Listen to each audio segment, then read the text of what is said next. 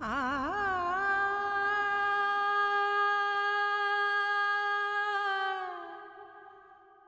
ताई, काय केलंस तू हे? जीजूचं नाव सांगण्याआधी तू 10 वेळा विचार करायला हवा होतास. तुमच्या आयुष्याचा प्रश्न आहे हा. सगळ्या गोष्टी इतक्या अचानक घडल्यात ना की सगळं काय होऊन बसले ते अजूनही कळत नाहीये मला. अगं पण ताई, तू एकदा तरी आईंना पोलीस पकडून घेऊन गेले होते. त्यांना सोडवण्यासाठी खरं काय ते सांगणं गरजेचं होतं ना. ताई, ते कळतंय मला, पण तू एकदा जीजूंशी बोलायला पाहिजे होतस ना ग. तू परस्पर असं मला अजिबात नाही पटलंय. ताई, तुला कळतंय का? जीजू काही नाही करू शकणार. तू स्टेटमेंट देऊन आलीयस. तन्मयने खून केला असा आरोप नाही केलाय मी त्याच्यावर. तसे बघितलं तेवढंच सांगितलंय पोलिसांना. या गोष्टीची तुला खूप मोठी किंमत द्यावी लागणार आहे ताई. त्याच्यावर अविश्वास दाखवून तू स्वतःच नुकसान करून घेतेस. खरं बोलणं चांगली गोष्ट आहे, पण कधी, कुठे आणि कोणासाठी आणि खूप फरक पडतो ताई.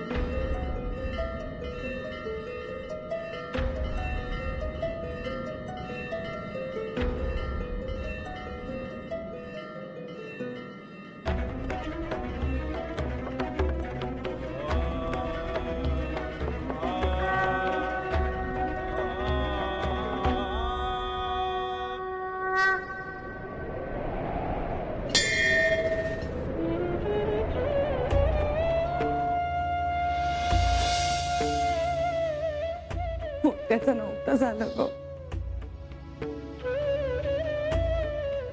मला स्वप्नात सुद्धा वाटलं नव्हतं असं काहीतरी होईल. काय करू मी आता? तन्मयचं नाव पोलिसांना मीच सांगितलं, पण दुसरा काहीच पर्याय नव्हता माझ्याकडे. इलाज होता ग माझा.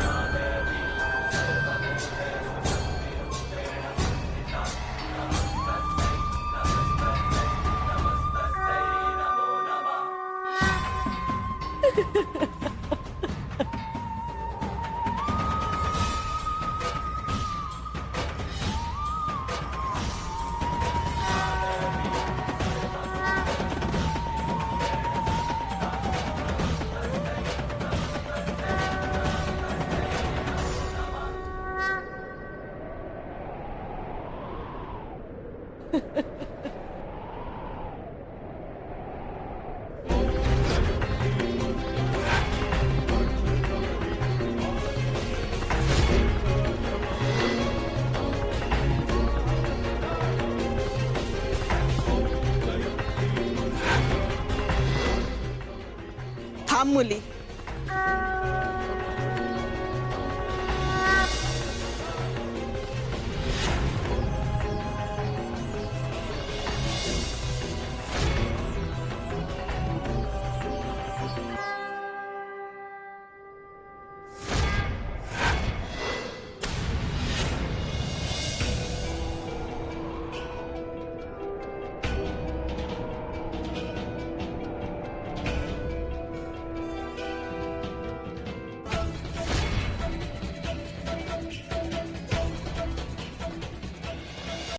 देवीने खरंच मला दर्शन दिलं की भास झाला मला?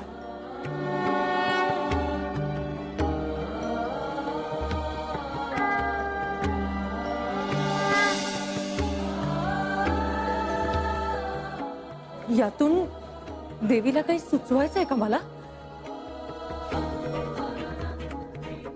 म्हणजे मी जे पाहिलं तसंच असेल असं कसं करू? म्हणजे तन्मय तिथे होता हे खरं आहे, याचा अर्थ त्याने खून केलाय असं कसं म्हणता येईल? नाही, माझं प्रेम आहे तन्मयवर.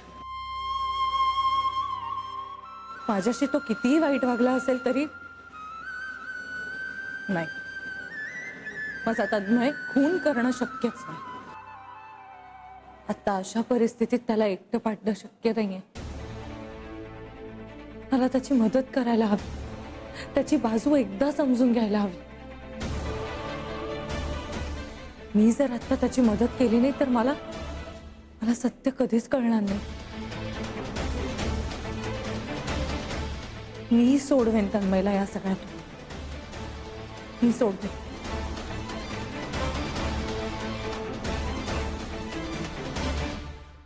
मी रस्ता चुकले तरी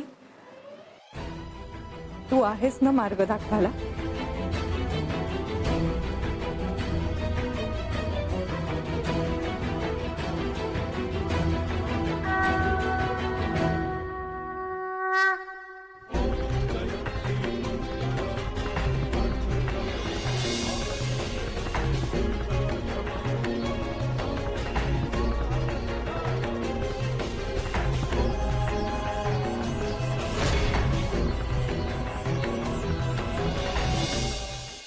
तन्मय, उगीच वेळ घालवू नकोस.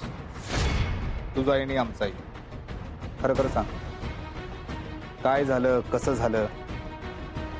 बोल पटपट.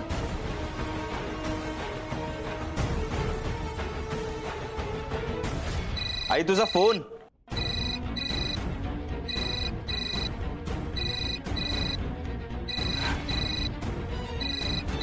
वरद,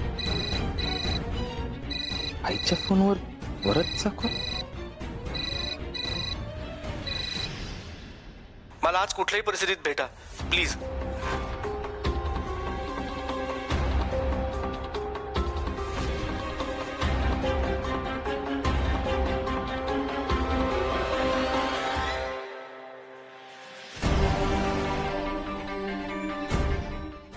वरद,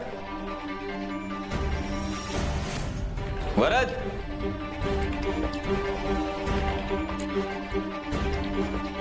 तन्मय,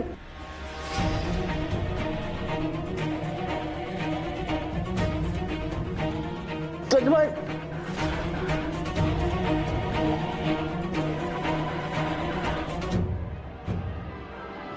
वरद, कुणी केलं? तन्मय, हा हा, तू जा इथून.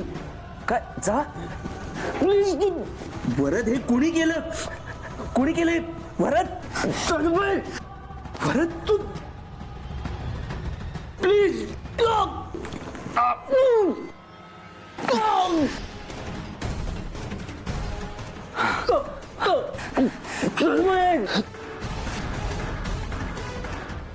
वरद, हे कुणी केलं सांग मला.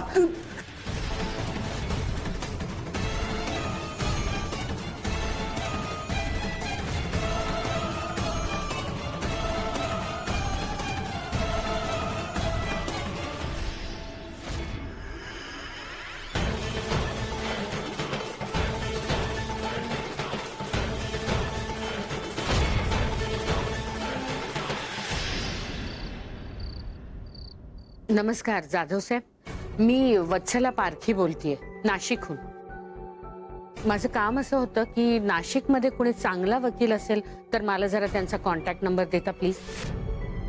काय झालंय, माझा मुलगा जरा अडचणीत आहे.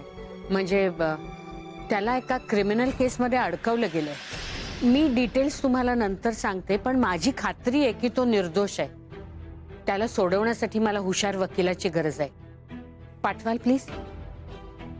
Thank you, thank you so much.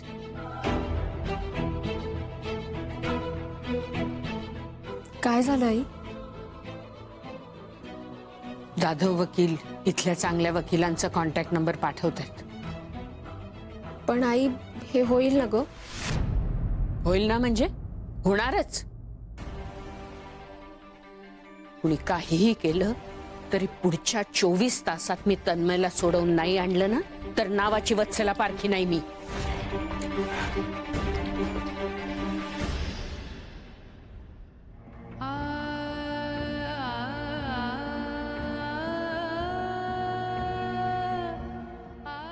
काय झालं? त्याला तुम्हाला भेटायचं नाहीये. काय? हे कसं शक्य आहे? मला भेटायचंय त्याला. अहो त्यालाच भेटायचं नाही म्हणजे विषय संपला मॅडम. कदम ते थोरातांची फाईल घेऊन या. सर साहेब काहीतरी विचित्र आहे हे. असं नाही बोलणार तू. मला त्याच्या तोंडून ऐकायचं नाही तर मला नाही पटणार आहे. मॅडम तुमच्या संसारातले प्रॉब्लेम सोडवायला बसलो का मी ते. कदम सर पाहिला ना.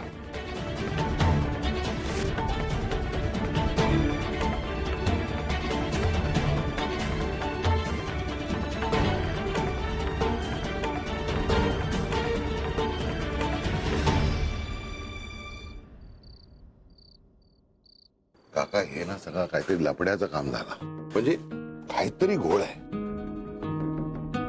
काहीतरी नाही, सगळाच घोळ आहे. आनंदा, 2 महिन्यापूर्वी जेव्हा पहिल्यांदा हा मुलगा आग्र्यावर आला ना तेव्हापासून ते आत्तापर्यंत सगळा घटनाक्रम मी लिहून ठेवलाय. वाच. तो तर काय मला माहितीच आहे हो. त्याच्यामध्ये काय वाचायचं आहे? आनंदा, जे लिहिलंय ते वाचू नकोस. जे लिहिलेलं नाहीये ना ते वाच. म्हणजे ह्या मुलाचा ना मला पहिल्या दिवसापासून संशय आहे.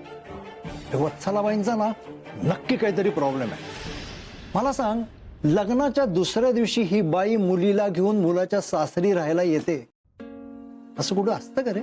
नाही पण काका तशी वेळ काय कोणावर पण येऊ शकते ना. आता आपण नाही काय इतकी वर्ष इकडे राहत. नाही नाही, ते मान्य आहे. मग पण आपल्याला एकमेकांवर विश्वास होता, एकमेकांच्या हेतूविषयी शंका नव्हती. हा मला ना या कुटुंबाबद्दल पहिल्या दिवसापासून संशय आहे. सतत काहीतरी एकमेकात कुजबुजत असतात. हा. आणि ती बाई कायम अशी फुरंगटून बसलेली असते. मुलाचं तर काय ठाव ठिकाणच नाही. हे तुमचं म्हणणं काका पटतो मला. थँक्स. पण मग आता काय करणार? आता काय तुम्ही डाऊट खाण्याचं काम केलं ना तुमचा. आता मी तोडगा काढण्याचं काम करतो. म्हणजे मी ना या सगळ्या फॅमिलीची इन्फॉर्मेशन काढतो कम्प्लीट. सोडत नाही त्या बाईला. सोडणार नाही त्या बाईला. बघा तुम्ही. ही बाई तोंड उघडेल असं वाटतं तुला? नाही पण मी त्या बाईला विचारायलाच जाणार नाही ना. मी माझ्या कामाच्या म्हणजे शूटिंगच्या निमित्ताने बाहेर जातो ना तेव्हा बाहेरच्या बाहेर सगळी माहिती काढतो त्यांची. ते काय बोलतात ते काळामुळा खणून काढतो. तुम्ही पण हे लिहून ठेवत जा काका. ठीक आहे. पण काका एका गोष्टीचा जाम वाईट वाटतो. आपण हे जे आता करतोय ना ते आरूच्या लग्नाच्या अगोदर करायला पाहिजे होतं.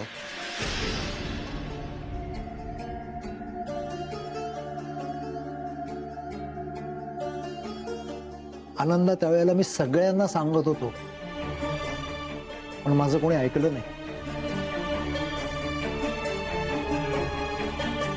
चूक झाली काका. हरकत नाही. आता करू.